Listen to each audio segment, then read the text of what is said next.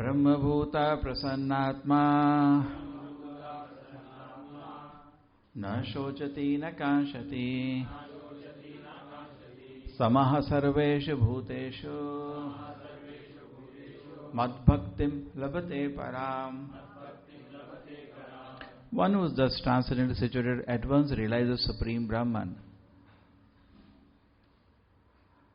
He never laments nor desires to have anything. He is equally disposed to every living entity. In that state, he attains pure devotional service unto me. So, बहुत famous श्लोक है भगवद गीता का है, ब्रह्मभूता प्रसन्नात्मा. क्या मतलब है इसका? इसको जनरली लोग गलत समझते हैं. ये श्लोक इतना फेमस है. एक बहुत फेमस इंस्टेंस है. एक बारी माधवेंद्रपुरी हमारी परंपरा में महान आचार्य हैं. चैतन्य महाप्रभु के गुरु थे ईश्वरपुरी, उनके गुरु थे माधवेंद्रपुरी. तो माधवेंद्रपुरी जब शरीर छोड़ने वाले थे, वो भगवान के समाधि में थे. और भक्त हमेशा नम्र होता है. विद्या विनय, विद्या आती है तो आदमी नम्र हो जाता है. तो माधवेंद्रपुरी रो रहे थे, भगवान मैं आपके वैकुंठ धाम में प्रवेश नहीं कर पा रहा, मेरे को मथुरापुरी क्यों नहीं मिल रहा, मतलब वृंदावन मथुरा मैं अंदर नहीं आ पा रहा. तो ऐसे वो मतलब अपने को बेकाबिल सोच रहे थे. और उसमें तो उनके दो शिष्य थे, एक था ईश्वरपुरी, एक था रामचंद्रपुरी. तो ईश्वरपुरी तो उनका सेवा कर रहे थे, क्योंकि जब आदमी का शरीर छोड़ने का अवस्था होता है तो बेड में ही उसको बहुत सेवा देना पड़ता है बिस्तर में. तो ईश्वरपुरी सब सेवा कर रहे थे, गुरु को नहला रहे थे, धो रहे थे, उनके लिए शास्त्र पढ़ रहे थे. और माधवेंद्रपुरी ने को बहुत कृपा दी है, इतना कृपा दिया कि चैतन्य महाप्रभु भगवान उनके शिष्य बने. दूसरा था एक रामचंद्रपुरी. ये रामचंद्रपुरी उधर आया, अरे गुरुदेव क्या हो गया आपको, आप रो रहे हैं.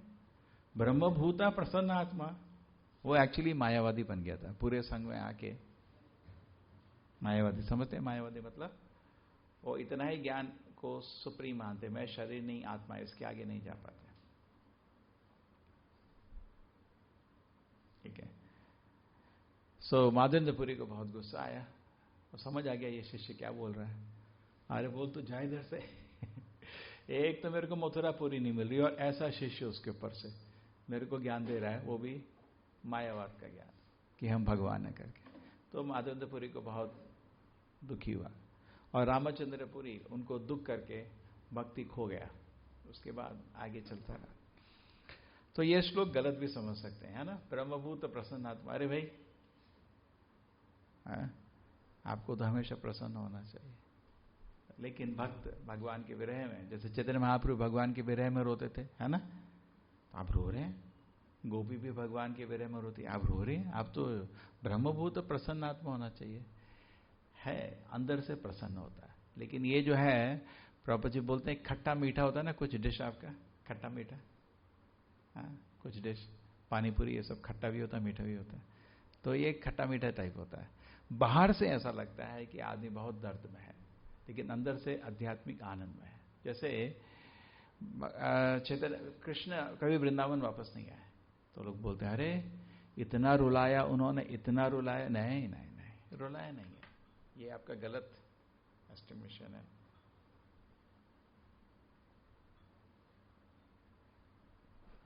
This is wrong estimation. ऐसा नहीं है. उनको एक्चुअली उनका मेडिटेशन बढ़ता रहा. जितना चैतन्य महाप्रभु कृष्ण वृंदावन से दूर है, उतना गोपियां कृष्ण के बारे में सोचते रही, और उनका भगवान पे ध्यान बढ़ता रहा. और उसमें आनंद मिलता है, दुख नहीं. एक्सटर्नली दुख दिखता है, ऐसा लगता है जैसे सिर में पत्थर मार दे, इतना दुख होता है, लेकिन अंदर से बहुत आनंद होता है. बिकॉज किसके बारे में सोच रहे हैं, कृष्ण के बारे में सोच रहे. यशोदा को भी कृष्ण जी वापस नहीं आए, उनके पुत्र थे चले गए मथुरा, कभी वापस नहीं आए, तो वो भी रो रही थी. ऐसा लग रहा था जैसे मर गई हैं. हाँ ऐसा.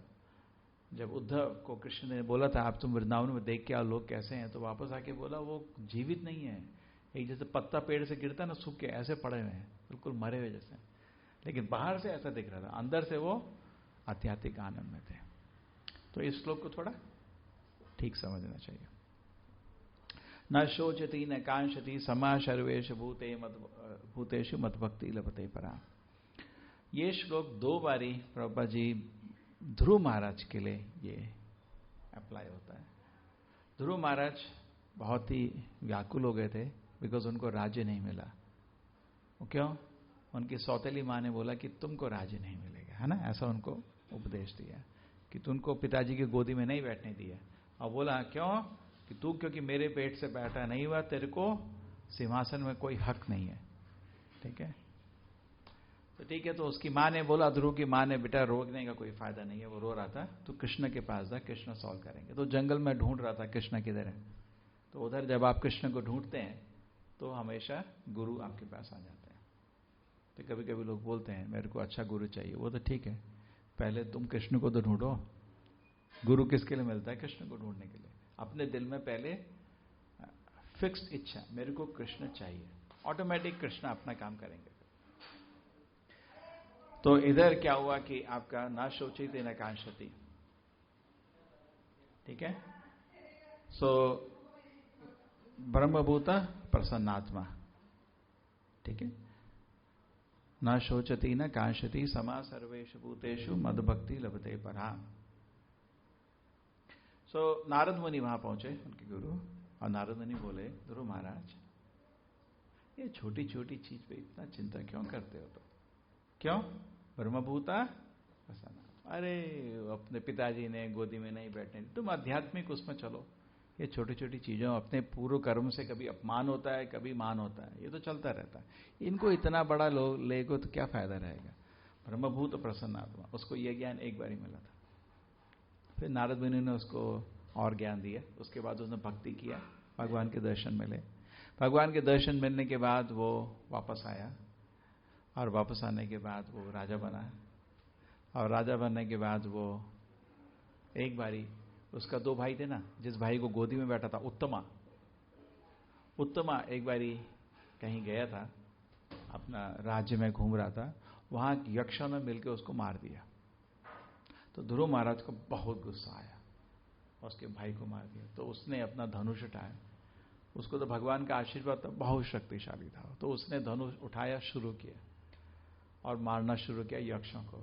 वो तो पूरी यक्ष की जाति खत्म करने वाला था। जैसे परीक्षित महाराज का बेटा था ना जन्मजय, परीक्षित महाराज को तो सर्प ने डस करके मारा था, तो उनका बेटा जन्मजय ने सर्प यज्ञ किया था, ऐसा यज्ञ जिसमें सारे सांप दुनिया के मर जाए। वो इतना हवन था बड़ा, और सारे दुनिया के सांप आके उसमें मर रहे थे। वो यज्ञ, ऐसे मंत्रों की बहुत शक्ति होती है, अभी तो ऐसा नहीं है किसी के पास। तो उसको भी रोका गया था। इधर ध्रुव महाराज को भी रोकने आए, कौन? मनु खुद आए रोकने, स्वयंभुव मनु, क्या कर रहे हो तुम?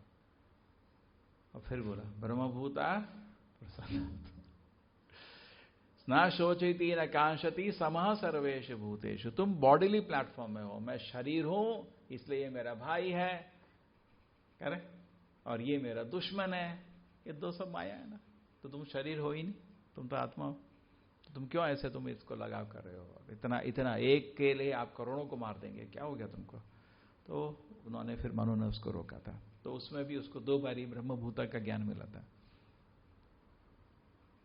तो ये ज्ञान बहुत इंपॉर्टेंट है एक्चुअली। ये ज्ञान आपको, परीक्षित महाराज भी इस ज्ञान को, एक्चुअली पृथु महाराज की बात होती है भागवत में। पृथु महाराज के जब राज्य में चतुर कुमार आते हैं, वो उनसे आध्यात्मिक ज्ञान सुनते हैं और खुश हो जाते हैं। तो प्रभुपाद जी बोलते हैं यही होता है, आध्यात्मिक ज्ञान से आदमी का दिल खुश हो जाता है। ब्रह्मभूता प्रसन्नात्मा, जैसे ही आपको स्पिरिचुअल नॉलेज मिलती है आदमी खुश हो जाता है। तो असली गुरु का यह लक्षण है, वो आदमी को दिल से खुश कर देता है। इसलिए आप प्रभुपाद जी की किताबें अगर पढ़ेंगे, खुशी हो जाती, पता नहीं इतनी खुशी लगता ना, इतनी खुशी क्यों आ रही है, इतनी खुशी। ब्रह्मभूता प्रसन्न, जैसे ही आपको स्पिरिचुअल नॉलेज मिलती है आप प्रसन्न हो जाते हैं। ठीक है, ये चीज तो समझ गए। अब मेरे को कुछ और बताना है। ये जो मार्ग है ब्रह्मभूत प्रसन्न आत्मा, ये थोड़ा इनडायरेक्ट मार्ग है। जनरली ब्रह्मभूता होने के लिए जनरली समाज में लोग क्या करते हैं, ये ज्ञानी को बोला जाता है। ज्ञानी लोग कल्टीवेट करते हैं ज्ञान। मैं शरीर नहीं आत्मा हूं, मैं शरीर नहीं, नेति नेति नेति, ये ज्ञान को कल्टीवेट करते हैं। इंद्रिय भोग से दूर रहते हैं और धीरे धीरे आध्यात्मिक ज्ञान को कल्टीवेट करते हैं। करेक्ट। और आदमी सत्वगुण में जब आता है जनरली उसको ज्ञान की तरफ आकर्षण आता है और ज्ञान उसके लिए ज्यादा प्रमुख बन जाता है, भक्ति थोड़ा कम। जनरली हमारा मार्ग में भक्ति को ज्यादा वेट दिया गया है। वैष्णव में भी कुछ लोग ज्यादा ज्ञान को वेट देते हैं, तो उसमें गलती है कि सत्वगुण में आदमी को ज्ञान की तरफ आकर्षण आता है, लेकिन भक्ति से तो ऑटोमेटिकली ज्ञान आ जाता है ना। वासुदेवा भगवती, जनरली आपको ये देखिए स्टेजेस क्या है। आप इंद्रिय भोग को त्याग करिए, आप ये समझिए मैं ये दुनिया के सारे रिश्ते त्याग करिए और ये समझिए मैं शरीर नहीं, मैं तो आत्मा हूं। अपने मन को भी त्याग करिए, नेति नेति, ये सब त्याग कर करके क्या होगा, आप प्रसन्न आत्मा। क्यों? न शोचती, आपको किसी चीज के लिए रो नहीं रहे, न कांक्षति करे। आप समझ रहे नहीं। देखिए क्या है, अगर आपको भगवान को समझना है तो पहले आपको फियरलेस होना बहुत जरूरी है। हर आदमी डर में है। इस चीज को पहले समझाता था, मैं लास्ट इसमें कंक्लूड करूंगा। सब लोग डर में है। किस चीज के डर में है? भयम द्वितीय अनुवेशिता स्यात् ईशत अपत्यस्य विपर्यः स्मृति ही। जैसे ही हम भौतिक, जैसे भगवत गीता में कृष्ण जी क्या बोलते हैं, ये ही संस्पर्श भोगा दुख यो नैवेद्य। जैसे ही इंद्रिय भोग में लगते हो सुख नहीं मिलता, सुख दिखता है, मिलता क्या है, दुख। जैसे मधुमक्खी का आपको एक वो दिखेगा तो आपको दिखता है हनी, जाओ वहां से क्या आती हैं, बीज ऐसे काटते हैं। कभी कभी लोग हार्ट अटैक होकर मर जाता है, बहुत लोग मर जाते हैं। इतने अगर ज्यादा मधुमक्खी काटे लोग के इंस्टेंट में मर जाते हैं, वो जहर संभाल नहीं पाते इतना। न शोचती न कांक्षति, ठीक है। तो आदमी को दिखता तो इंद्रिय भोग आनंद में दिखता है, लेकिन पास जाओगे तो मधुमक्खी काटती है। तो इसी तरह इस दुनिया में हमको इंद्रिय भोग की वस्तु दिखती है, जाने का मन करता है, लेकिन सुख की जगह क्या मिलता है, दुख मिलता है। तो जैसे ही आप इंद्रिय भोग छोड़ दोगे आपका दुख मिट जाएगा, खाली सुख ही सुख है, आपका भय निकल जाएगा। क्योंकि दुख की वजह से आदमी को भय भी होता है, वो आदमी भयभीत है। और जो आदमी भयभीत है वो सुखी नहीं हो सकता, वो आदमी सुखी कभी नहीं हो सकता। तो जैसे ही आदमी स्पिरिचुअल प्लेटफॉर्म में आता है वो फियरलेस हो जाता है। भागवत में किसका एग्जाम्पल है ऐसा? एग्जाम्पल है भागवत में, मेरा स्क्रीन डाल दो। भागवत में एग्जाम्पल है परीक्षित महाराज का। परीक्षित महाराज को तो बहुत भय था, ठीक है, बहुत भय था। किस चीज का भय था? क्योंकि उनको सांप कटने वाला था काम, ठीक है। महान भक्त थे लेकिन एक्सटर्नली, इंटरनली तो नहीं। और उनको परीक्षित सुखदेव गोस्वामी से ज्ञान मिला, सुनते रहे। श्रोतव्य कीर्तितव्यस्य तस्माद् भारत सर्वात्मा भगवान ईश्वरो हरि। श्रोतव्य कीर्तितव्यस्य स्मर्तव्य ईचताम अभयम। अगर तुमको अभय बनना है तो क्या करो, सुनते रहो, बोलते रहो, भगवान के बारे में सुनते रहो, बोलते रहो। श्रोतव्य कीर्तितव्यस्य स्मर्तव्यस्य ईचताम अभयम। अगर ये सब करोगे तो तुम अभय बन जाओगे, ठीक है। ये बहुत अच्छा समझा, ठीक है, प्लीज छोड़ो। श्रोतव्य कीर्तितव्यस्य स्मर्तव्य ईचताम अभयम। तो अगर हम तो परीक्षित महाराज सुनते रहे, सुनते रहे, सुनते रहे और उनको आध्यात्मिक प्रगति इतना टोटली निर्भय बन गया, ठीक है। और जब सांप काटने आए वो समाधि में थे, शरीर छोड़ के वैकुंठ धाम चले गए। सांप खाली उनके मृत शरीर को काटा, जैसे वृत्तासुर का सिर काटा था, वो था ही नहीं शरीर में, वो वैकुंठ धाम जा चुका था। भगवान भक्तों को दर्द नहीं देते, ऐसा एडजस्ट करते हैं कि भक्त को सब कुछ ठीक हो। बिकॉज उसकी गलती तो थी नहीं, भगवान ने ही वो अरेंज किया था उसका गुस्सा होना, तो वैसे तो कोई रीजन था नहीं। वो तो बहुत ही तपस्वी आदमी था, उसको शमिक ऋषि में गुस्सा होने कोई कारण ही नहीं था, वो तो ध्यान में था। तो ठीक है, तो आपको अगर निर्भय बनना है, अगर आपको भगवान का भक्ति प्राप्त करना है, ज्ञान प्राप्त करना है, तो आपका मन खुश होना चाहिए। एवं प्रसन्न मनसो भगवत भक्ति योगतः। अगर भगवान का ज्ञान प्राप्त करना होता है तो आपको खुश होना चाहिए। दुखी आदमी भगवान को नहीं समझ सकता, खुशी आदमी समझता है। हो सकता है दुख में आदमी भगवान के पास आता है, लेकिन भगवान का ज्ञान प्राप्त करने से उसका मन खुश हो जाना चाहिए। ठीक है, ये भी हो गया। अभी चीज थी कि जनरली लोग क्या सोचते हैं कि हम लोग ज्ञान को प्राप्त करेंगे और ज्ञान को प्राप्त करने से धीरे धीरे धीरे फिर क्या होगा, हम भक्ति में आएंगे।